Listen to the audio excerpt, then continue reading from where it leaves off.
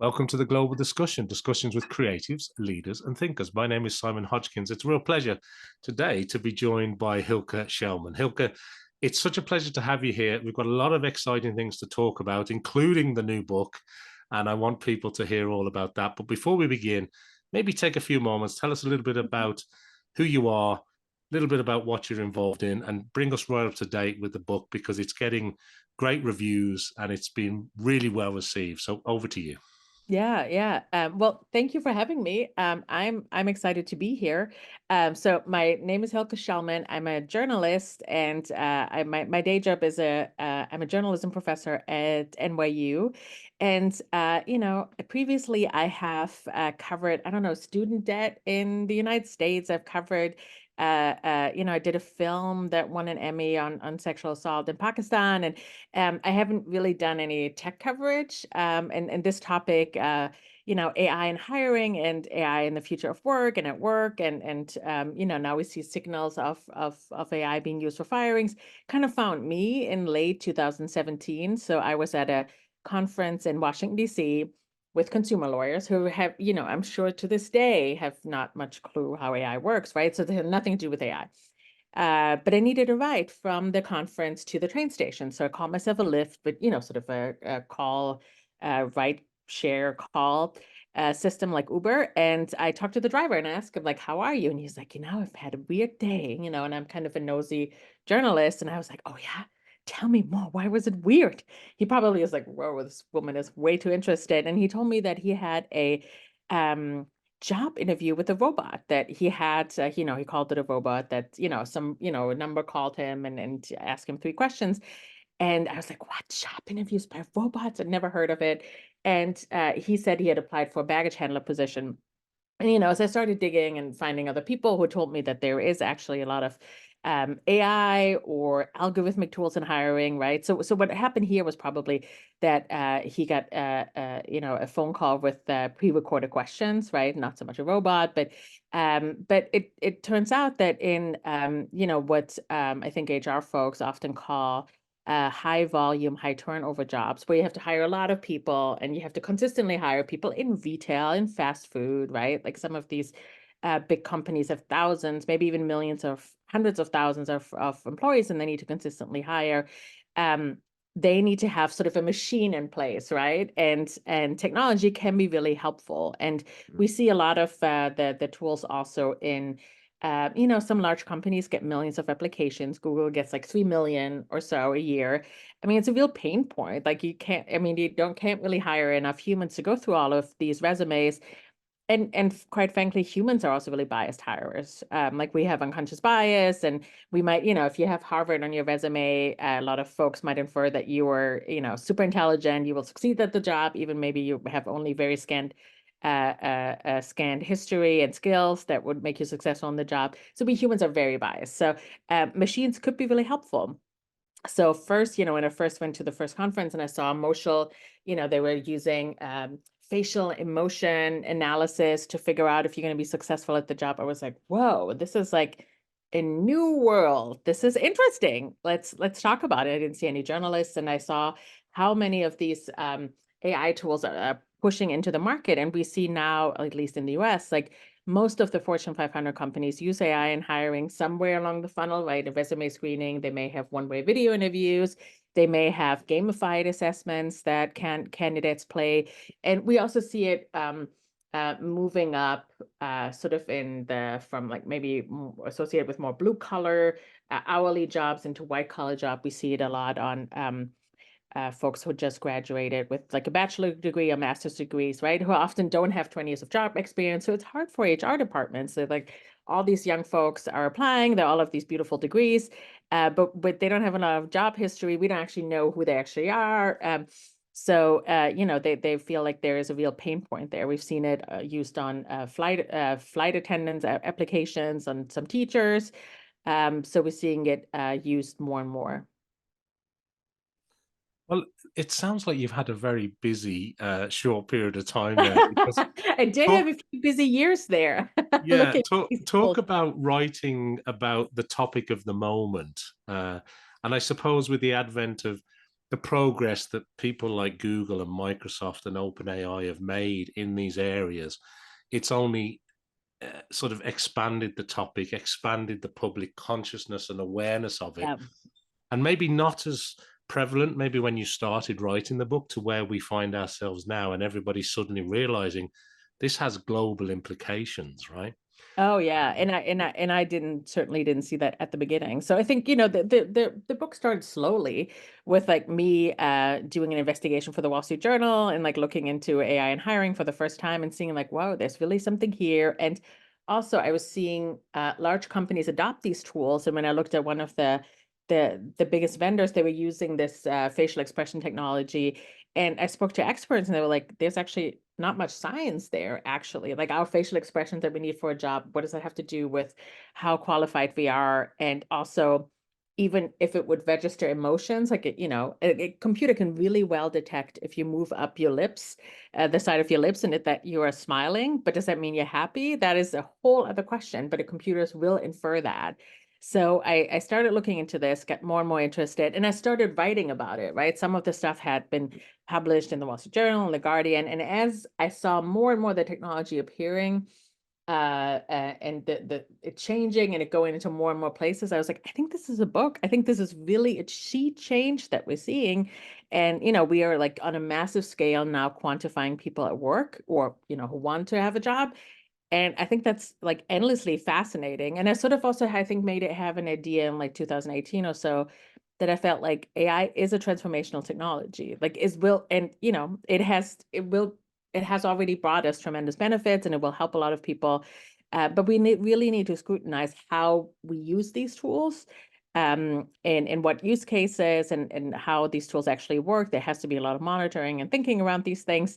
And then I started looking into it, saw some problems, and as I digged more and more, I think maybe some of the initial excitement was, changed into more of a reality that I feel like, a lot of these tools do more harm than good that I looked at. And some of them I didn't personally look at. I talked to employment lawyers and others who are being brought in when vendors and companies sort of maybe negotiate, are we going to buy the technology?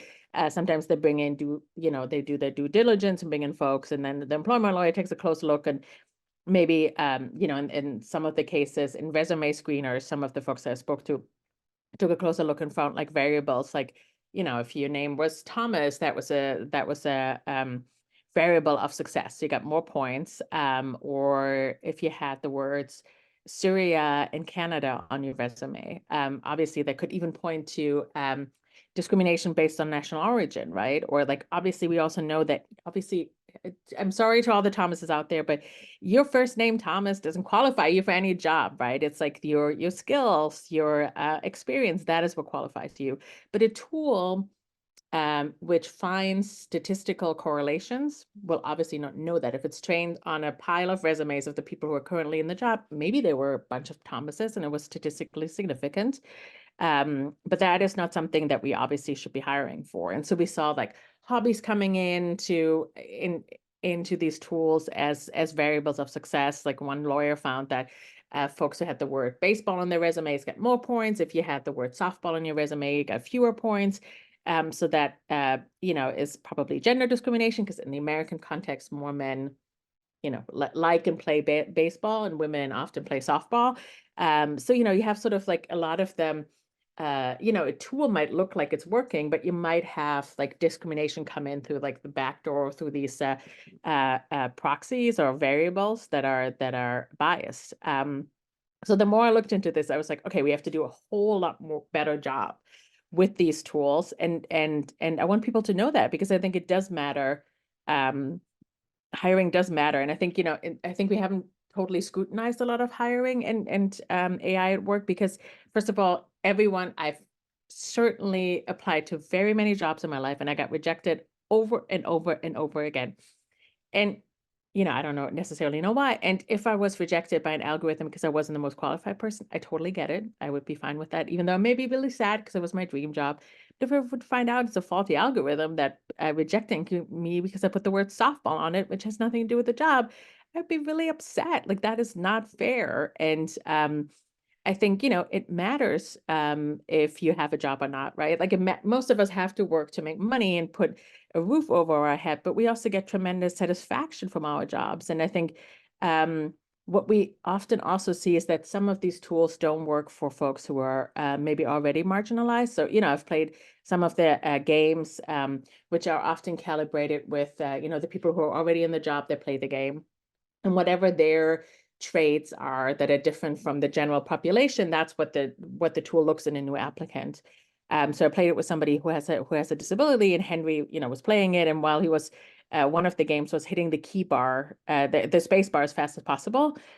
He was like, wow, if I had a motor disability, I don't know if I could do that. So maybe I get rejected, even though I may be able to do the job, because who knows what the job is. Like most of us, I've never heard of a job where you have to hit this space bar as fast as possible, right? So, but these are real questions for people, and also like people with disabilities, they've already been marginalized in the workforce, right? We have very biased hiring already, and then they're not in the training data because they're not currently employed, or they're underrepresented in the training data.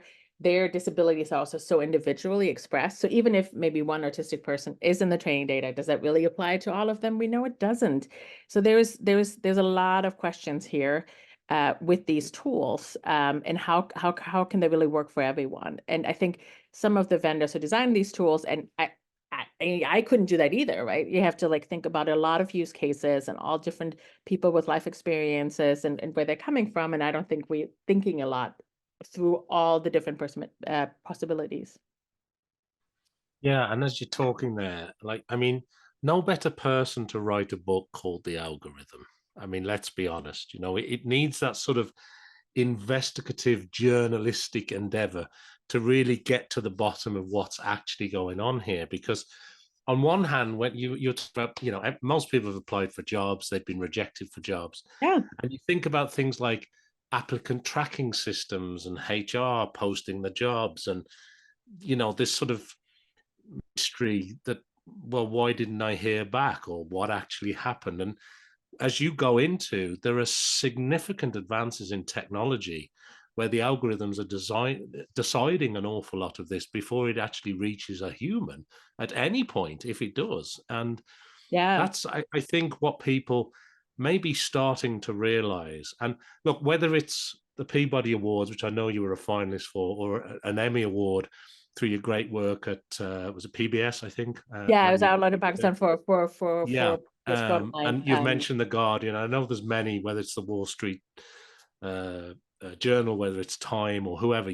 I mean, you know the beat for sure. And it takes somebody like that, I think, to really get to the core of what's going on here. And my question, if I can put it back to you, is: Yeah. do you think the book now is becoming more of an awareness pice, like you've got to really watch out here because Yeah. this And stuff I do you think, need to and I know? think that's like, um, I'm not a regulator. I don't make laws. But what I feel is like we first need to know what is actually happening in the space before we can actually start thinking about regulation or transparency, or how, and what can we tell companies too? What should they do to scrutinize the tools, use better tools, right? Don't use the wrong tools, and make sure it's monitored. Like I think we have to like actually show first what is happening in the space so we can, and if you want to be a good regulator, I assume you also kind of want to know exactly what's happening so you can fine tune the laws, right? We don't want like sort of broad laws that then have 50,000 other unintended consequences. I think we really have to like look at like what is going on. And I was just in the fortunate position that I get to talk to all of these folks. Like I work for, some of the large, freelance for large media organizations. So when I go to conferences, people and some companies are eager to talk to me.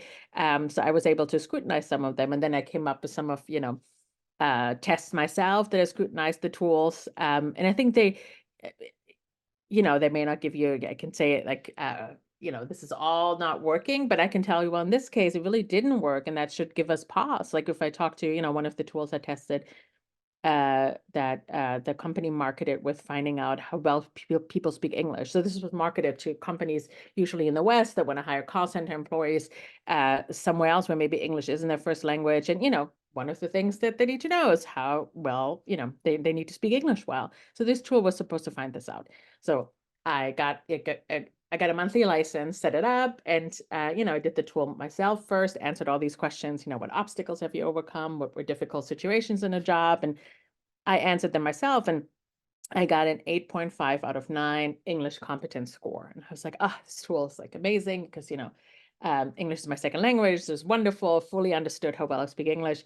And then I tried to do some edge cases. I put only did silence. I didn't get a score. I did like only saying one sentence because I wanted to try like what happens if somebody tries to spoof or change or use the tool in different ways. And one of the things that I think was really insightful was one of the times I answered every question in German, which is my native language, and I didn't actually talk about a job. I've just read the Wikipedia entry about psychometrics in German.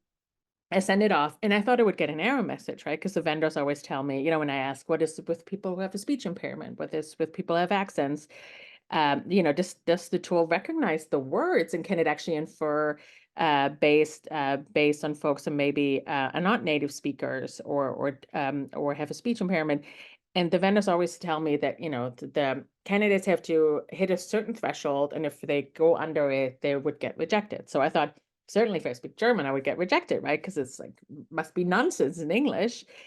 Sure enough, I got an email back, and I scored a 6 out of 9 English competent. And I didn't say a word of English. So I think that is those kinds of things do give me pause to think about, like, well, what's this tool actually predicting upon?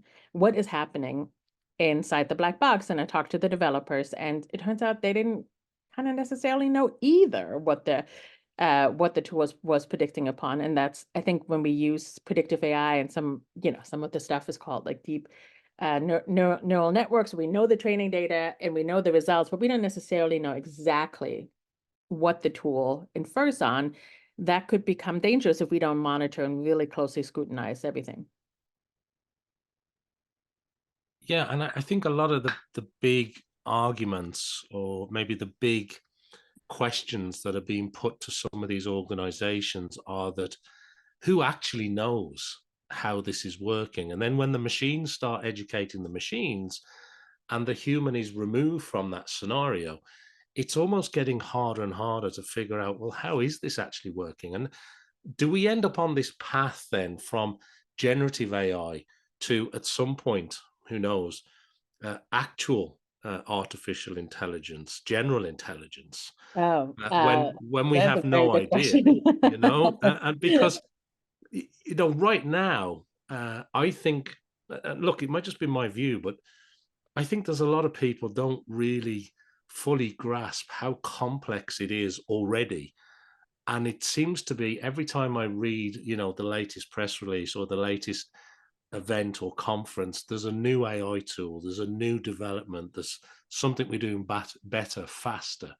And yet, and I know you've been quoted as one of the few women that are actually detoxifying the world of Oh AI, yeah, right? yeah. That was a quote Yeah. that you were referenced as. So when I put that to you, do you think that there's a huge misunderstanding about all this stuff that's going on, that just is, there's something not quite right here? Because it feels as though if it's not right now and people have really very little understanding of the workings on it, and I mean most people, Yes, yes. and even the people in the companies that are producing this technology are starting to lose maybe the grasp of it, if I could say it that way a I little. am.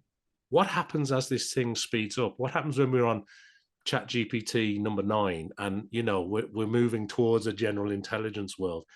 It sort of gets both extremely exciting and extremely scary all in one Yeah, breath, yeah. doesn't it? And I mean, I feel the same way, right? But I was in no way involved in ChatGPT or anything like that. I don't, I built AI tools maybe for journalists, but not at the scope. And I was a little frightened too when I first tried the tool, and I was like, whoa, this is like very human-like language, and large chunks of language. We've seen this before, that some of these tools could write like sentences or something, full of errors. So it does, I still have the same feelings, but then I have to remind myself, okay, this tool is a prediction machine. It is a large-scale statistical analysis that has learned, okay, and most likely this is the next word that will follow to the next word, and it can sort of has tokens of large string of sentences. Like it's actually not intelligent as we think. It just parrots back what we trained it with. So, it sounds great like an empathetic therapist because, may have learned that, right? Like, so I think, so I don't think the AI that we have now, just because it will get better, will to lead to general intelligence. And I do think, so I'm trying to be neither a doomsdayer nor a techno solutionist that thinks, okay, technology is going to solve everything, or we all going to be, it's all going to be ending very dire. I'm sort of trying to be like, okay, there's a lot of hype in this space, there's a lot of fear, and I think it might actually be distracting us from what is already happening right now. Like companies use these tools, right? Like all the job platforms, LinkedIn, Indeed, and others, they use AI. And I'm not saying that that is a bad thing. I'm just saying this is a fact. And I have uncovered some things where actually some of these tools did cause harm to people that they may have not known, or used variables that are discriminatory that we really shouldn't be using. And I think we need to look at that and try to fix those things first. And I think the other stuff is like sort of a problem of hype a little bit and fear. And I don't know when we'll have, if we have AGI,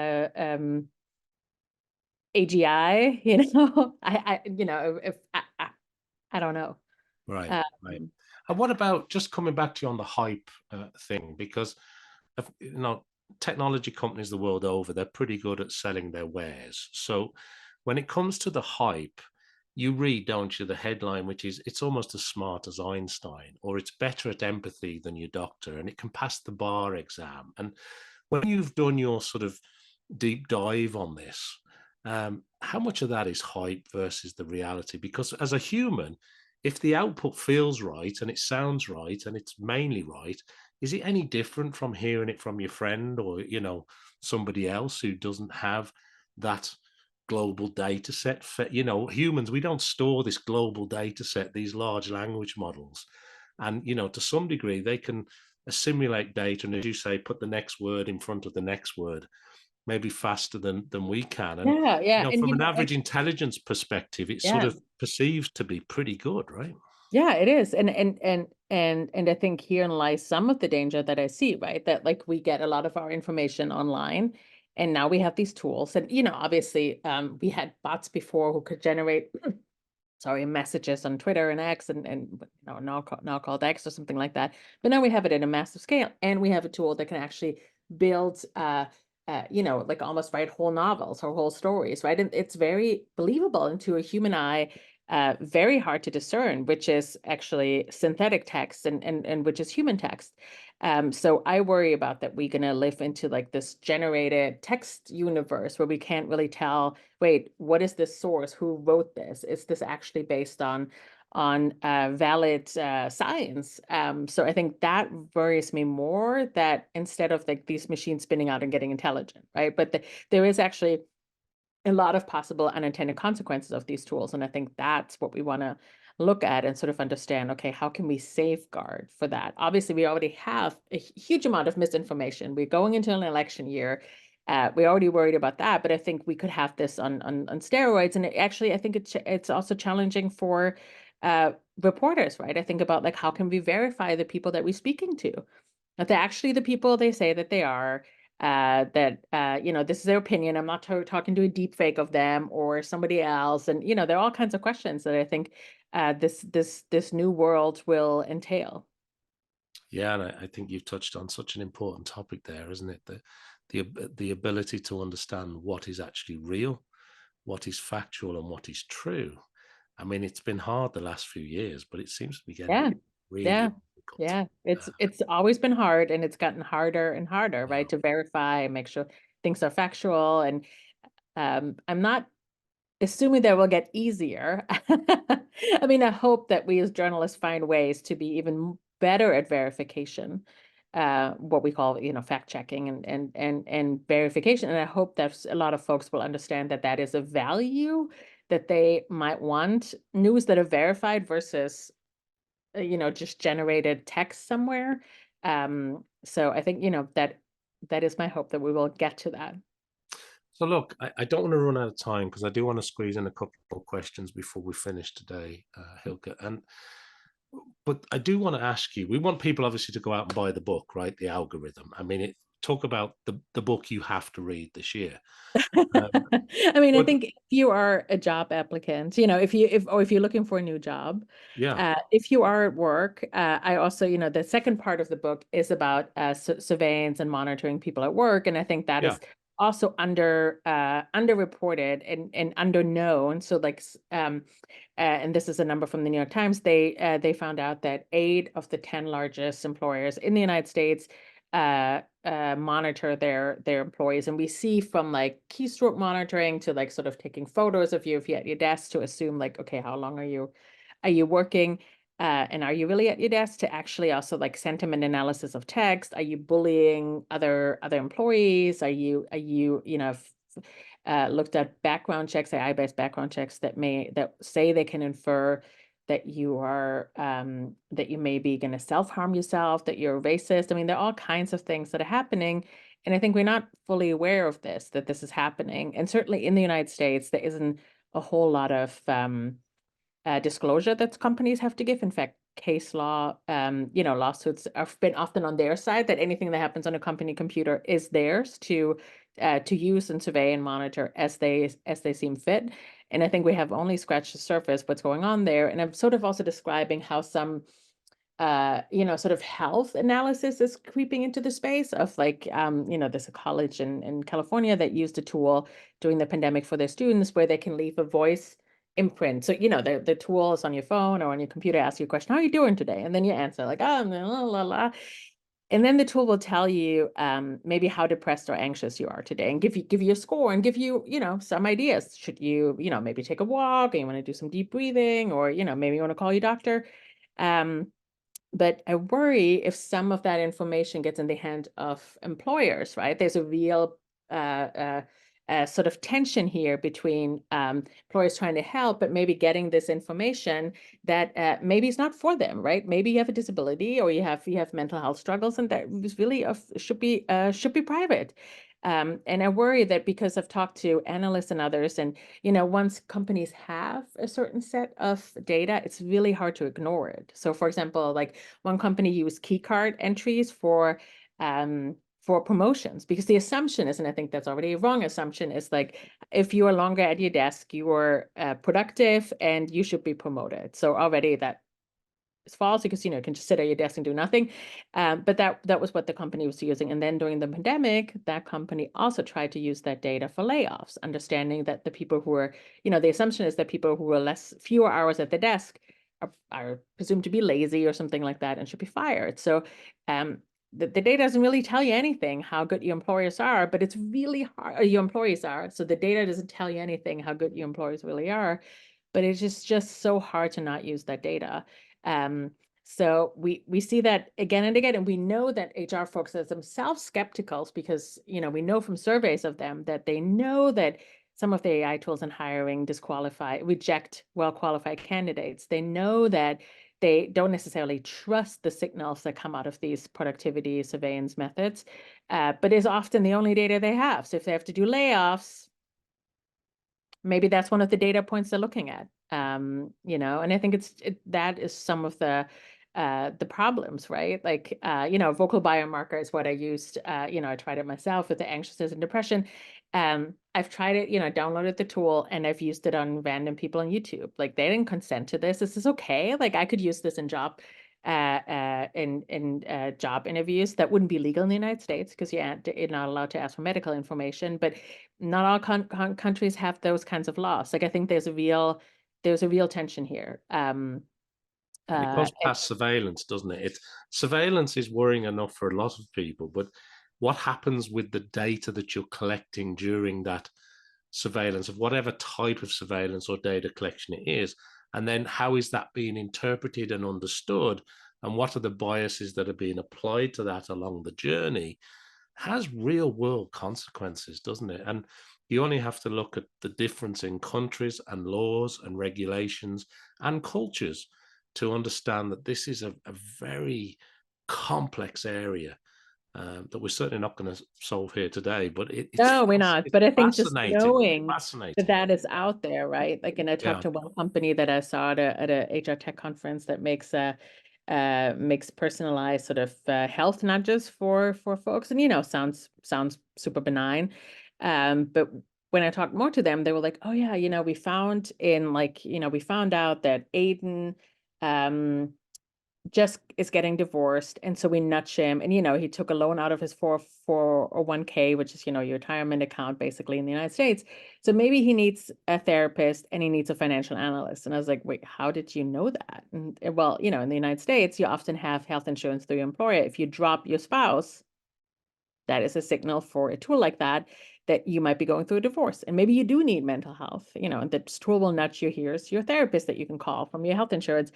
But I was a little bit freaked out. I was like, wait, you're taking that data that I have to share with my employer if I want healthcare or not, and the third party has access to that to make assumptions and predictions. And it turns out that they have a lot of access to this data, and that this data is very lightly regulated. So that's actually like a way for further inquiry, I feel. yeah, for We need sure, to look for into sure. what is happening out there in these data lakes, or these data brokers. I think could be really interesting to further look into that. And it's probably going to be more of that and not less than that, right? Less of that. Yeah, there's probably a lot more from a government and a legal perspective in terms of oversight that's going to be required here along the road, Yeah. which in itself isn't straightforward either. So Yeah, and that's a it's whole not other easy. discussion. I'm trying to like also say that, like, I don't think this is like a evil conspiracy or something that is happening, right? I think these are a lot of good people who try to build tool to help employers, and I'm sure they want to help applicants too, to have a more fair hiring perspective. Just saying, if you don't closely scrutinize these tools and look really, really closely, we might replicate the bias of the past, without intent, but that just might be the result, and that would be really troubling. But it's very hard. I don't envy HR managers who have to make decisions. I don't envy regulators who have to take this knowledge and then sort of like translate it into laws or not. But I think we are at a point where we know now a lot of stuff is going wrong, so we need to start thinking about how can we build guardrails into here. It's like, is it transparency, and not only transparency, yes, AI was used on you, job applicant, but also here's how it was being used. So like people like me and much smarter computer scientists and others can start scrutinize these tools as well, and start maybe scrutinize the methods, and then maybe we also need to have laws. I don't know, some experts want these tools to be pre-licensed, that you have to go to a government agency and show that your tool does no harm. Is that feasible for most governments? I'm not so sure. That would require a ton of technical expertise, very clear standards.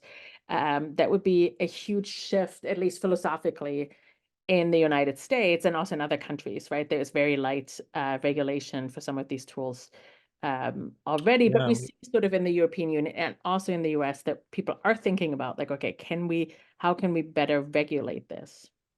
yeah, it's funny you mentioned. I was just going to mention the EU as well because of the recent act that passed, and it's sort of that even the EU and the US aren't in sync on this stuff, and then each state within the US is in a different place as well, whether it's in data privacy or the world of AI regulation, Yeah. and then you've the I rest mean, of the world, right? So yeah. it's I mean, our hope is, and that may or may not be true, but sometimes what you see with some companies, that they will abide by sort of the highest regulatory burden, because if they're, it's often California in the United States, or the European Union.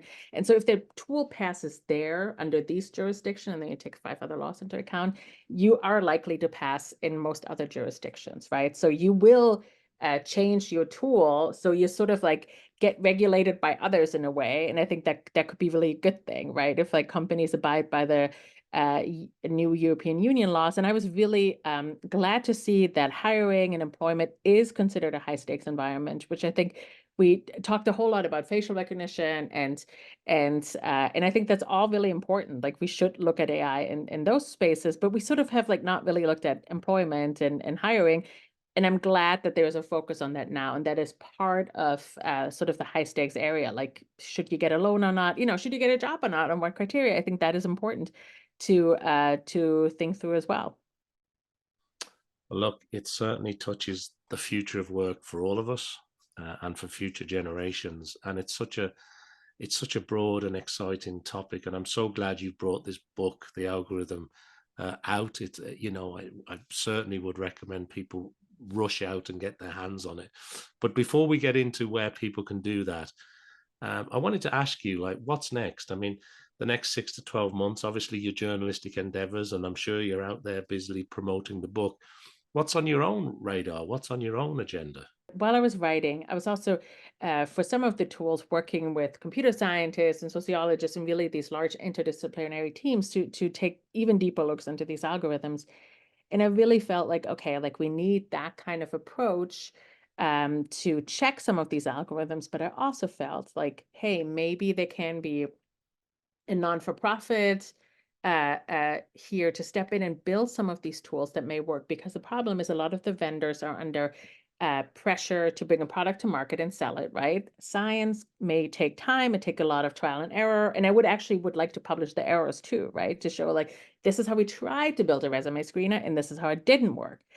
So maybe don't replicate that, but maybe here's a way that we found out it may work without bias and it might pick good people, well-qualified people. Here's how you do it, and put that into the public interest. And maybe that will put pressure on companies to buy tools that are somewhat like that, because I think we're not going to see this kind of detailed regulation from or enforcement from government agencies, most likely. So I thought that was one idea. So I'm going to be working on that. I'm going to do some more journalistic endeavors into, my fascination for quantifying people at work and in healthcare is not stopping. So, and there's, obviously also with generative AI, that is just coming into the field of work, right? We've seen, I think, some of the applications are going to be wonderful. Like, should there be a person that you email every, like, I don't know, 3 months, how many vacation days you have left? Like, I think a tool can actually really well tell you that, a chatbot, right? So you don't need a human to do that kind of work. I'm sure that human is also bored out of their mind to do that for 400 employees or something like that. And they can do much, much better stuff. But it's always changing. And we see right now, I think generative AI is really helping job applicants often, right? To help them write a cover letter, resume, think through what are often most asked questions in job interview, maybe what are the most given answers, can I practice? And I think they feel a little bit more empowered here. And, we'll see, I'm sure we'll push into the workplace as well in due time. So there will be more to report on. I'm not stopping with this endeavor. I'm still fascinated by AI. But we'll see just more applications of it. 100%. And look, if you didn't have a reason to follow and keep tabs on everything that Hilke is working on, that's your call to action right there. Look, before we wrap up, and finally, is there anything else that you'd like to share with our worldwide audience while we have them today? And plus, secondly and importantly, if people want to find out more about you, or find out more about the book, or these future sort of works and investigations that you're going to be doing and bringing out to the world, where's the best place to send people to? Yeah. So I do think that I want to empower people to like closely scrutinize technology, be it in hiring or at work, but also like if you encounter an AI tool in another sphere, like, I think we can as humans do a lot of scrutinizing and being very skeptical. And also if you know of companies, I'm looking to find companies who can do like years-long trials of like having folks they hire who are maybe hired through traditional means, then through hiring tools, and hire the people who are a yes, maybe no, and actually follow them years through going through a company and actually understand, did that AI label that they got 5 years ago actually predict if they're going to be successful in the job, right? That would be a great gift to humanity to actually test those tools. I haven't seen that, but I'm very open to check out those things. So I'm super open if people have like tips and ideas where I should be going, and they can find me. I think there's only one Hilke Schellmann around. I have a very unique name. And you can find me on LinkedIn. I still am on Twitter. I check my messages, but I'm not really active there. So I'm very active on LinkedIn because I think that is like really the platform where we discuss the future of work, right? And then I do have a website, and it's hilkeschellmann.com, so people can get in touch with me there as well. That's great. So people can head over to hilkeschellmann.com, have a look, check out everything and all the resources that are available there, and follow, do everything that Hilke needs you to do to support the great work that she's doing. So, look, that brings us nicely to the end of the episode today of the Global Discussion. I want to thank everybody for watching and listening to our discussion today. Make sure that you follow, like, subscribe, do everything I need you to do to help support this show. And of course, go over and check out all the great work, as I say, that Hilke is doing. But I hope you'll join me back here for some more discussions with creatives and leaders and thinkers just like Hilke. So thank you, Hilke. It's been a real pleasure to talk to you today. It's been a real pleasure for me. Thank you so much.